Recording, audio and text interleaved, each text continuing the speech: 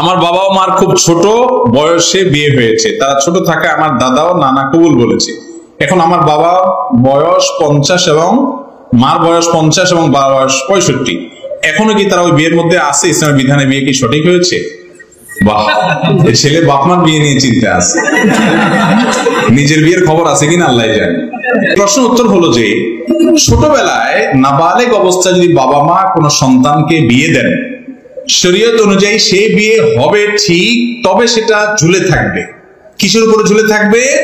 ওই সন্তান প্রাপ্তবয়স্ক হওয়া পর্যন্ত। সন্তান প্রাপ্তবয়স্ক হওয়ার পর বাপ মা যে ডিসিশন নিয়েছিল তাদের ছোটবেলায় তাকে বিয়ে দিছে, তাহলে সেই বিয়ে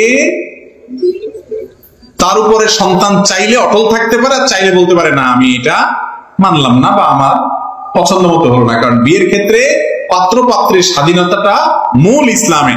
তাদের যদি ইচ্ছা না থাকে, জোর করে বাপ মা কেন, পুরো এলাকার সব মানুষ মিলেও তাদেরকে বিয়ে দিতে পারে না। তো যিনি প্রশ্ন করছেন আপনার বাপ মা তো মানছে, না হলে আপনি দুনিয়াতে আসেন কেন? ওনারা তো মেনে নিছে এটা, আলহামদুলিল্লাহ। অতএব বিয়েতে কোনো অসুবিধা হয় না।